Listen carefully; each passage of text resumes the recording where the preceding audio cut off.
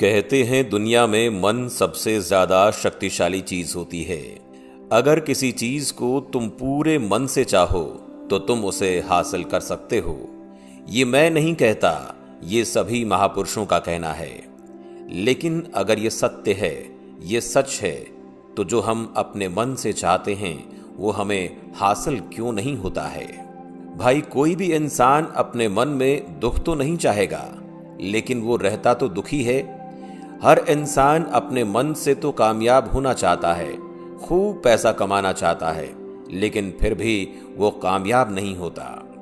भला ऐसा दुनिया में कौन इंसान होगा जो अपने मन में ये चाहेगा कि मैं नाकामयाब रहूं, क्या मैं पैसा ना कमाऊं। सोचने की बात है। तो इसमें दो चीजें निकलकर सामने आती हैं। या तो वो महापुरुष गलत थे जिन्होंने ये बात बोली कि मन से चाही हुई चीज हासिल हो जाती है, या फिर हम गलत हैं। आज की कहानी जो मैं आपको सुनाने वाला हूं, उसमें आपको एक ऐसा मंत्र मिलेगा जिसे समझने के बाद आपको एक ऐसा मंत्र पता चलेगा जिससे आप ये समझ पाएंगे कि अपने मन से कोई भी चीज कैसे करवाई जाती है, मन में किसी भी बात का बीज कैसे बोया जाता है। इस कहानी से आपको अच्छी तरह से समझ में आ जाएगा और इससे आप ये भी समझ पाएंगे कि आकर्षण का नियम यानी लॉ ऑफ अट्रैक्शन कैसे काम करता है। कहानी छोटी सी है लेकिन बहुत ही गहरी है। इससे पहले कि आप इस कहानी में खो जाएं, इस चैनल को सब्सक्राइब जरूर कर लें। तो चलिए कहानी की शुरुआत करते हैं। एक बार की बात है, एक आदमी के जीवन में सिर्फ दुख ही दुख थे। वो जो भी काम करता उस बेचारे का वो काम पूरा ही नहीं होता। घर में आता तो घर में क्लेश बना रहता, किसी से कोई मदद मांगता तो कोई उसकी मदद नहीं करता। ऐसा लगता था कि चारों ओर से दुखों का पहाड़ उसी पर टूट पड़ा है। उसे समझ नहीं आ रहा था कि मैं इन दुखों से पार कैसे पाऊं। वो दिन रात यही सोचता रहता कि अपने दुखों से छुटकारा कैसे पाना है। इसी कारण से वो रात में सो भी नहीं पाता था। उसकी आंखों के नीचे बड़े बड़े काले घेरे बन गए थे, जो इस बात का प्रतीक थे कि वो आदमी कितना दुखी है और कितना चिंतित है। कभी कभी तो उसके मन में आत्महत्या करने के भी ख्याल आते थे, लेकिन अपने परिवार की चिंता करके वो एक कदम नहीं उठा पाता था। वो इतना दुखी हो गया था कि उसने निर्णय किया कि वो इन दुखों से छुटकारा पाकर रहेगा। इसके लिए चाहे उसे कितनी भी मेहनत करनी पड़े, कुछ भी करना पड़े, चाहे अंगारों पर चलना पड़े, लेकिन इन दुखों से छुटकारा हासिल करके रहेगा। ऐसे ही एक दिन उसने अपने मित्र से पूछा कि मैं अपने जीवन को कैसे सुधारूं। उसके मित्र ने उसे बताया कि तुम किसी बाबा के पास जाओ। बाबाओं के पास ऐसा मंत्र होता है जिससे सारे दुख मिट जाते हैं, जीवन खुशियों से भर जाता है और धन संपदा भी हासिल हो जाती है। तुम किसी ऐसे बाबा को ढूंढ लो, बस तुम्हारा काम बन जाएगा। इस आदमी के मन में ये बात पूरी तरह से पक्की बैठ गई कि कोई बाबा ही मेरा दुख दूर कर सकता है, और इसीलिए उसे किसी भी बाबा के बारे में पता चलता तो वो उस बाबा के पास पहुंच जाता, उस बाबा को अपनी समस्या बताता और उससे उसका समाधान पूछता और कहता कि बाबा, मैं कुछ भी करने के लिए तैयार हूं, लेकिन मेरी इन समस्याओं से मुझे छुटकारा दिला दीजिए। आप जो कहेंगे मैं वो करूंगा, लेकिन मेरे जीवन को सुधार दीजिए।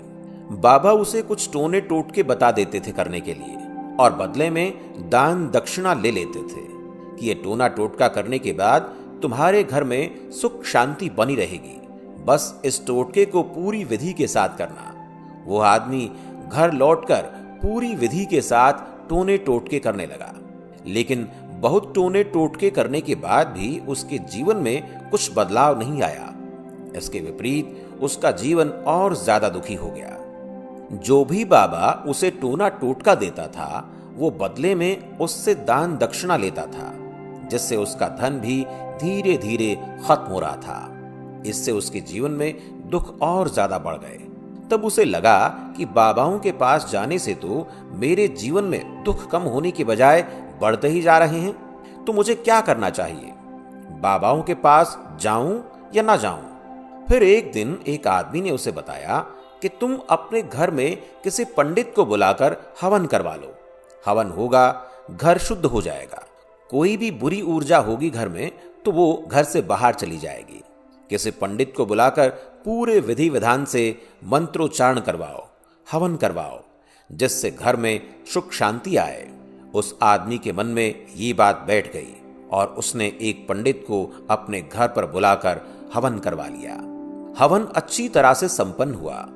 बदले में पंडित ने भी अच्छी दान दक्षिणा ली और उसके बाद वो वहां से विदा हो गया। लेकिन कुछ दिनों के बाद उस आदमी को महसूस हुआ कि उसके जीवन में अब भी कोई बदलाव नहीं आया है। अब वो आदमी पूरी तरह से दुखी हो गया और ज्यादा परेशान हो गया। अब तो उसे लगने लगा था कि मेरे जीवन में दुख कभी खत्म नहीं होंगे, और यही सोच सोचकर उसका बुरा हाल हो गया। फिर एक दिन उसे अपने मित्र से एक ऐसे बाबा के बारे में पता चला जो समाधान बताने के लिए कोई दान दक्षिणा नहीं लेता था। उस आदमी को लगा कि ये बाबा दूसरे बाबाओं की तरह नहीं है, क्योंकि ये दान दक्षिणा तो लेता ही नहीं, और अगर दान दक्षिणा नहीं लेता तो ये सच में कोई सिद्ध बाबा होगा। यही सोचकर वो उस बाबा के पास पहुंच जाता है। जब वो आदमी वहां पर पहुंचता है तो वो बाबा ध्यान में बैठे हुए थे। ये देखकर वो आदमी वहीं पर चुपचाप बैठकर बाबा के ध्यान से बाहर आने का उनका इंतजार करने लगा। थोड़ी देर बाद बाबा ने आंखें खोली तो सामने एक दुखी और परेशान युवक को बैठे देखा। वो उसकी आंखों के नीचे काले घेरे देखते ही समझ गया कि ये आदमी अपने जीवन से कितना परेशान है। उसे संबोधित करते हुए बाबा ने पूछा कि बच्चा, क्या चाहते हो? बाबा के पास क्या लेने आए हो? उस आदमी ने कहा कि बाबा, मैं अपने जीवन से बहुत परेशान हूं। मैंने इन दुखों को दूर करने के लिए बहुत सारे रास्ते अपनाए, हर वो तरकीब करके देखी जो किसी बाबा ने मुझे बताई, हर वो काम किया जो किसी भी इंसान ने मुझसे करने को कहा, लेकिन मेरे जीवन में दुखों में कोई कमी नहीं आई। बाबा, इसके विपरीत मेरे जीवन में दुखों में बढ़ोतरी हो गई। मुझे समझ नहीं आ रहा कि मैं क्या करूं। कभी कभी तो मैं आत्महत्या करने की सोचता हूं, लेकिन अपने परिवार की सोचकर मैं ये कदम नहीं उठा पाता। मैंने आपके बारे में बहुत सुना है बाबा, और मैं बहुत उम्मीद के साथ आपके पास आया हूं। कृपया मुझे कोई ऐसा मार्ग बताएं जिससे मुझे अपने दुखों से छुटकारा मिल जाए। मैं अपने दुखों से छुटकारा पाने के लिए कुछ भी करने को तैयार हूं। आप मुझे कोई भी रास्ता बताएं, चाहे वो रास्ता कितना भी कठिन क्यों न हो, मैं उसको पार करके रहूंगा। बाबा ने महसूस किया कि आदमी तो सच में बहुत परेशान है। बाबा ने उसकी बात सुनकर कहा कि बच्चा, दुखों को दूर करने के लिए मंत्र ऐसे ही नहीं मिलते। मंत्र पाने के लिए कुछ करना पड़ता है। तुम कुछ कर सकते हो? ये सुनकर पहले तो उस आदमी ने सोचा कि ये बाबा भी मुझसे दान दक्षिणा ही मांगेंगे, लेकिन और कोई रास्ता न पाकर उस आदमी ने कहा, बाबा, आपको जितनी भी दान दक्षिणा चाहिए मैं देने के लिए तैयार हूं, लेकिन आपका मंत्र सच्चा होना चाहिए, वो पूरा होना चाहिए, उसका फल मुझे मिलना चाहिए। उसके बाद मैं आपको जो भी दान दक्षिणा लेना चाहें वो दे दूंगा। बाबा ने कहा कि दान दक्षिणा तो बहुत छोटी सी चीज है, मुझे वो नहीं चाहिए। इस पर वो आदमी सोच विचार करके बोला, तो बाबा, मैं अंगारों पर भी चलने के लिए तैयार हूं, आप मुझे बस आज्ञा दीजिए। बाबा ने कहा कि अंगारों पर चलने वाली छोटी चीज मैं तुमसे नहीं कराने वाला। मैं जो तुमसे कराने वाला हूं वो बहुत कठिन मंत्र है, उसे पूरा कर पाओगे? उसने कहा कि बाबा, आप मुझे बताइए तो सही, मुझे करना क्या होगा? मैं कुछ भी करने को तैयार हूं। इस पर बाबा ने उसे कहा कि यहां से जब तुम अपने घर जाओ तो रास्ते में अपने मन में ये दोहराते जाना कि मैं सुखी हूं, मैं सुखी हूं, मैं सुखी हूं। बार बार अपने मन में यही दोहराना, और याद रहे, जुबान पर यह नहीं आना चाहिए, यह सिर्फ मन में दोहराना है। यह सुनकर वो आदमी बोला, बाबा, बस इतनी सी बात? ये तो मैं चुटकी बजाकर कर लूंगा, लेकिन इससे होगा क्या? बाबा बोले कि इस मंत्र को करके देखो। वैसे भी तुमने इतने बाबाओं के मंत्र किए हैं, तो इस मंत्र को भी करके देख लो। उस आदमी ने सोचा कि बाबा कुछ दान दक्षिणा तो ले नहीं रहे, और छोटा सा मंत्र है, इसे तो मैं कर ही लूंगा। वो बोला, ठीक है बाबा, मैं ये मंत्र जरूर करूंगा। वो आदमी ये कहकर वहां से उठकर चलने लगा। लेकिन जैसे ही वो चलने लगा, पीछे से बाबा ने बोला कि बच्चा, एक बात याद रखना, जब तुम ये मंत्र अपने मन में दोहराओ तो तुम्हारे मन में बंदर के विचार नहीं आने चाहिए, बंदर का ख्याल भी नहीं आना चाहिए, तो ही ये मंत्र सिद्ध होगा।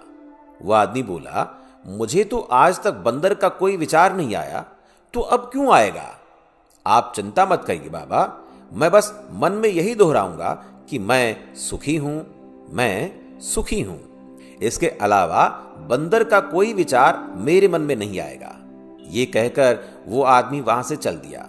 वो अपने मन में मैं सुखी हूं, मैं सुखी हूं ये दोहराता हुआ थोड़ी ही दूर चला था कि उसके मन में अचानक बंदर का ख्याल आ गया। बंदर का ख्याल एक बार आया और चला भी गया। लेकिन उस आदमी ने सोचा कि आज तक तो मुझे बंदर का कोई विचार नहीं आया, ये आज बंदर का विचार क्यों आ गया? और ऐसे करके उसने उस बंदर के विचार को पकड़ लिया। वो ये भूल गया कि मुझे क्या मंत्र दोहराना है और वो बंदर के बारे में सोचने लगा। जब थोड़ी देर बाद उसे फिर से होश आया तो वो फिर से अपना वही मंत्र दोहराने लगा जो बाबा ने उसे बताया था, मैं सुखी हूं, मैं सुखी हूं। लेकिन अचानक से उसे सामने एक बंदर दिखाई दिया और ये देखकर उसके मन में फिर से बंदर का विचार उठ गया और वो अपने अंदर से इस विचार को बाहर फेंकना चाहता था। वो चाहता था कि मेरे अंदर किसी भी तरह बंदर का विचार ना आए, लेकिन उसे तो सामने बंदर ही दिखाई दे गया। ऐसे ही जद्दोजहद करते करते वो घर पहुंचा और घर पहुंचने के बाद अपनी पत्नी से कहा, हे बंदरिया, मुझे खाने में बंदर परोस दो। और जब उसे एहसास हुआ कि उसने क्या बोल दिया तो वो अपने बाल नोचने लगा। वो दीवारों में सर मारने लगा कि आज तक मुझे बंदर का कोई विचार नहीं आया और आज मुझे ये क्या हो गया कि मुझे हर जगह बंदर ही बंदर नजर आ रहे हैं। ये कैसी माया है? यही सोच सोचकर वो आदमी रात भर सो नहीं पाया। रात भर करवटें बदलता रहा और सुबह उठकर सीधे उसी बाबा के पास पहुंच गया और उसके चरणों में गिरकर कहा, बाबा, पता नहीं क्या चमत्कार हो रहा है, आज तक मुझे बंदर का कोई विचार नहीं आया, लेकिन कल से जब से आपने मुझसे कहा कि बंदर का विचार नहीं आना चाहिए, तब से मुझे हर जगह बंदर ही बंदर नजर आ रहे हैं। उस आदमी ने कहा कि बाबा, मुझे तो आपके पीछे पेड़ पर बैठा हुआ बंदर भी केले खाता हुआ दिखाई दे रहा है, ये हो क्या रहा है बाबा? ये सुनकर बाबा हंसने लगे। बच्चा, मन का जाल एक ऐसा जाल है जिसे समझ पाना इतना आसान नहीं है। बंदर तो तुम्हारे रास्ते में पहले भी आते थे। जब तुम मेरे पास आए थे तो इन्हीं पेड़ों पर ये बंदर घूम रहे थे, लेकिन तब तुम्हारे ध्यान में ये बंदर नहीं था, तब तुम्हारे ध्यान में सिर्फ अपने दुख थे। इसके बाद बाबा ने उसे बताया कि बच्चा, हम जिस भी चीज से दूर भागना चाहते हैं वही चीज हमारे मन में बहुत गहरे में प्रविष्ट हो जाती है, वो हमारे अंतर मन में समा जाती है। असल में हम जिस चीज से भी छुटकारा पाना चाहते हैं उससे छुटकारा इसलिए पाना चाहते हैं कि वो हमारे साथ बहुत गहरे से जुड़ी हुई है, और हम जितना ही उससे छुटकारा पाना चाहते हैं वो उतनी ही गहरी हमारे मन में बैठती चली जाती है और आखिरकार वो हमारे अंतर मन में छा जाती है। ऊपर से तो हम चाहते हैं कि सुखी होना, कि मैं सुखी हूं, सुखी हूं, हमारे होंठ भी यही बोलते रहते हैं, लेकिन हमारे मन में दुख होते हैं। हमारे विचारों में, हमारे मन में हमें दुख ही दुख दिखाई देते हैं। इसीलिए अपनी जुबान से बार बार ये बोलने से कि मैं सुखी हूं, मैं सुखी हूं, हम सुखी नहीं होंगे जब तक ये मंत्र हमारे अंतर मन में प्रवेश नहीं होगा। इस पर उस आदमी ने पूछा कि बाबा, लेकिन ये मंत्र हमारे अंतर मन में प्रविष्ट कैसे होगा? ये सुनकर बाबा ने कहा कि बच्चा, अपने दुखों से लड़ना बंद कर दो। जब तक तुम अपने दुखों को दूर करने की सोचते रहोगे तब तक वो दुख तुमसे चिपके रहेंगे, तब तक वो दुख तुम्हारे अंतर मन पर अपना राज जमाए बैठे रहेंगे। और जिस दिन तुम उन दुखों के बारे में सोचना छोड़ दोगे, उन दुखों से छुटकारा ही नहीं पाना चाहोगे, उसी दिन से तुम्हारी जिंदगी से दुख गायब हो जाएंगे। क्योंकि किसी भी चीज से छुटकारा पाने के लिए हमें उस चीज के बारे में सोचना पड़ता है, और हम जितना ही उस चीज के बारे में सोचते हैं वो उतनी ही गहरी हमारे मन में प्रविष्ट होती चली जाती है। हम अधिकतर समय दुखों के बारे में ही सोचते हैं। हम यही सोचते हैं कि हमारे जीवन में दुख हैं और हमें इससे छुटकारा पाना है। इसी वजह से बार बार सोचने से वो दुख हमारे अंतर मन में प्रविष्ट हो जाते हैं और हमें एहसास भी नहीं होता। इसीलिए अगर तुम दुखों से छुटकारा पाना चाहते हो तो दुखों से छुटकारा पाने के बारे में सोचना छोड़ दो, तुम्हें दुखों से छुटकारा मिल जाएगा। अक्सर आदमी धूम्रपान छोड़ना चाहता है, शराब छोड़ना चाहता है, सुबह अपने आप से ये वादा करता है कि मैं कोई भी गलत काम नहीं करूंगा, लेकिन शाम को जब लौटता है तो नशे में चूर होकर लौटता है। ऐसा क्यों होता है? ये जो हम सोच रहे हैं वो पूरा कर ही नहीं पा रहे। असल में हम उस चीज को बहुत ज्यादा तवज्जो दे रहे हैं, उस चीज को बहुत ज्यादा अहमियत दे रहे हैं। जब भी हम उस चीज को छोड़ने के बारे में सोचते हैं तो हम उसके इंपॉर्टेंस यानी कि विशेषता और ज्यादा बढ़ा देते हैं। हमारा मन उस चीज के बारे में जितना ज्यादा सोचेगा, शराब या धूम्रपान छोड़ने के बारे में जितना ज्यादा सोचेगा, हमारा मन उतना ही उस चीज के पीछे ज्यादा भागेगा। हमें उस चीज से लड़ना नहीं है, बल्कि बिना सोचे गुजर जाना है। और अगर इस मंत्र को हम समझ लेते हैं तो हम अपने जीवन में जो भी पाना चाहते हैं उसे अपने अंतर मन में डाल सकते हैं। और एक बार वो लक्ष्य हमारे अंतर मन में बैठ जाता है तो फिर सफलता पाने में कोई समस्या नहीं आती, कोई दिक्कत नहीं आती। तो दोस्तों, आपको हमारी ये कहानी कैसी लगी हमें कमेंट करके जरूर बताएं। और अगर आपको हमारी ये कहानी अच्छी लगी है और आप ऐसी ही मोटिवेशनल कहानियां सुनना चाहते हैं तो हमारे चैनल द बुद्धा शो को अभी सब्सक्राइब करें और बेल आइकन का बटन दबाकर ऑल पर सेट करें ताकि आप तक हमारी सभी कहानियां बिना रुकावट के आती रहें। वीडियो को देखने के लिए धन्यवाद। मिलते हैं अगली कहानी में अगले शनिवार शाम 5 बजे।